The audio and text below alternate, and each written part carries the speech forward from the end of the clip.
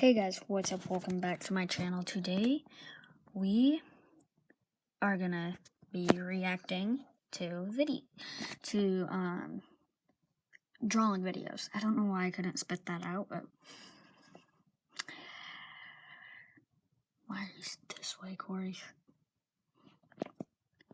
Okay, so I don't have a face cam, and that's a problem. So you guys are just gonna have to. You're just gonna have to listen to me. You're not gonna actually be able to see it until like the end because I can't. So I think I'm drop my phone. How to draw realistic hands.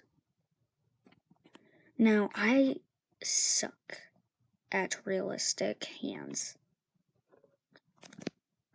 Why are people looking up realistic John Wick?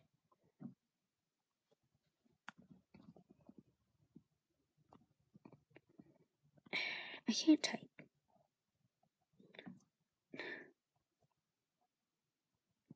Draw.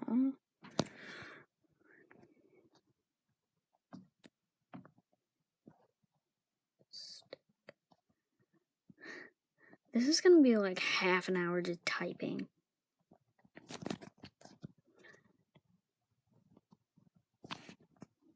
There we go. Okay. See, I don't want that's what I want. Okay, Mikey me. At T-Mobile, we believe you should get more. That's why we merged with Sprint. Oh my god. Focus? Oh, brilliant. It just about is. And I'm going to have I'm gonna start this from the beginning. super cheap mechanical pencil. This one is a HB, but really it's quite a soft lead, so let's say 2B. You're going to make mistakes with hand, they're buggers. So here's a rubber, or an eraser as we're supposed to say nowadays. And also, literally a cup of tea in the background won't hurt as well. Let's dive in. Now this might not be the perfect way to do it, so do watch loads of hand tutorials on YouTube. Everybody's got their own version. I like to start off with some basic things. Look at the hand. Hello there. And you'll notice that there's this whole palm area. It's 25 minutes, and that could kind of be described as a kind of squarish circle. And then you've got all your fingers coming off. And you'll notice firstly that this distance here, my longest finger, the middle one, the swearing finger, is about the same length as the palm itself. And that's going to be our measuring step number 1. So I'm going to go ahead and just draw a super simple hand as if I was drawing some kind of female anime character. And the hand's not in high detail, we just need to get one out of the way. And I'm going to do that by starting off with what might just be considered a circle. Let's just go round and round like so. Let's just make sure as well that that's in focus. Oh, brilliant. It just about is. And I'm going to have the hand just kind of coming off in this direction.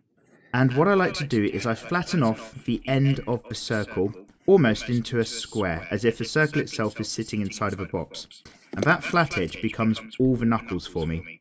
So I'm just going to take that circle shape, flatten it off like so. And so it means for me that the wrist is probably coming off of here. And then everything's going up there.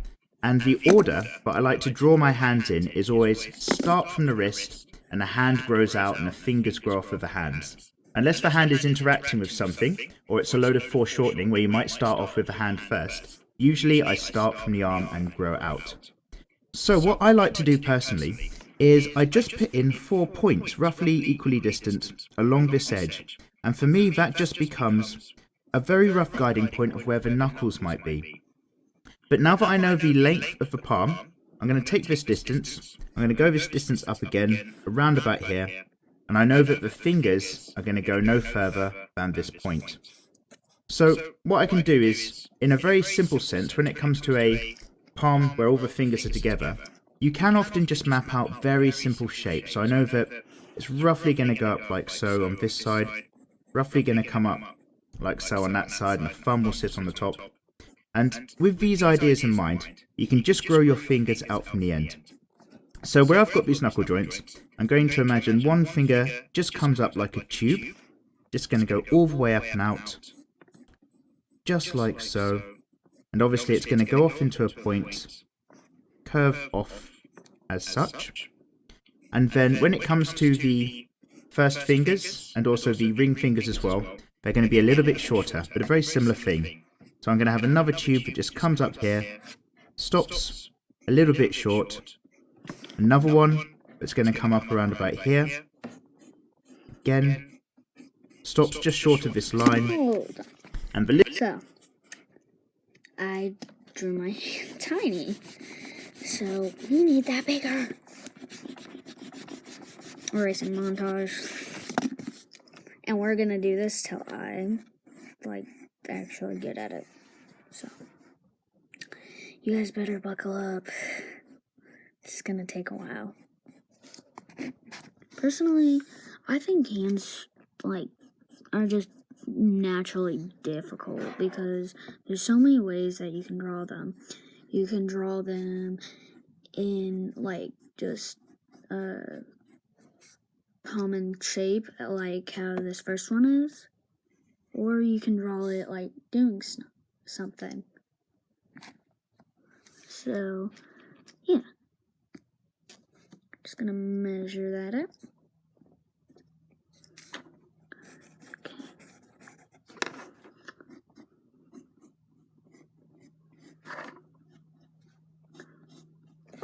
So, just like so, and we're gonna make the circles he was talking about. Okay. little finger, so useful, a little bit short, another one, but a very similar thing. So I'm going to have another tube that just...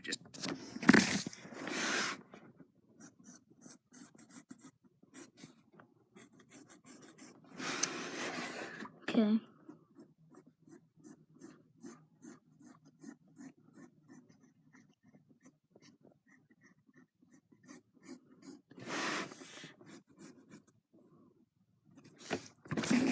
just comes up here, stops a little bit short, another one that's going to come up around about here, again, stops just short of this line, and the little finger, so useful to have hands, is much shorter again.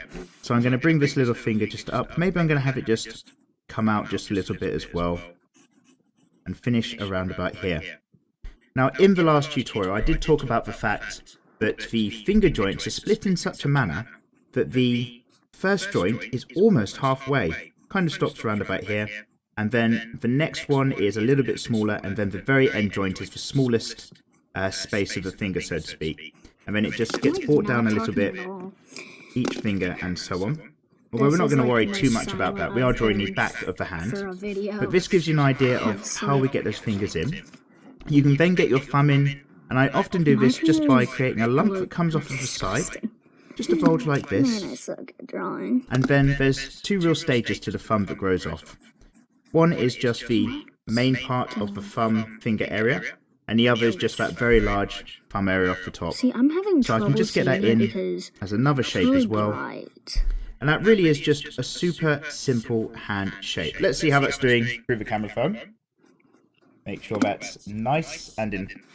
Okay, my thumb's too small. Like, it's tiny.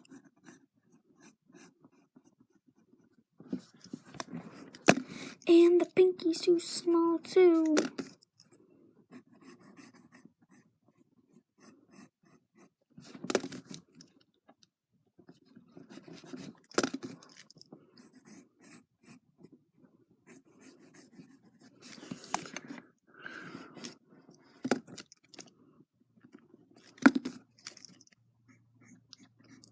I'm taking a little guidance from my hands myself, so.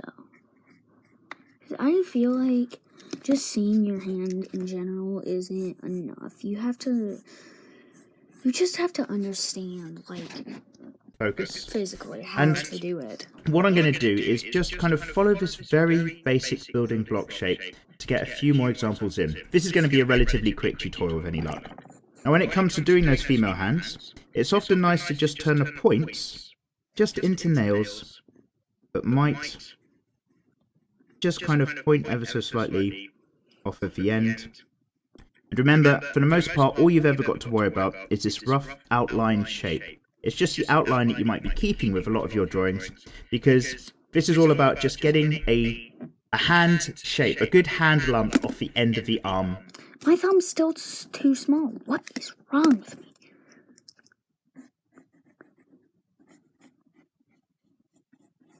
We're probably only gonna do 1 or 2 hand shapes, cause this video is 25 minutes long. But you kind of know what I'm getting at. So let's have another go of exactly this idea, and just have the fingers maybe a bit more further out and splayed, and we're going to just talk about the gaps in between. So once again, I'm just going to get myself a nice big circle around about here. Kind of like so. I'm going to flatten off the part where I want the hand to be off to the right. So this becomes my palm. So pause, because my circle has to be flipping perfect before I'm satisfied.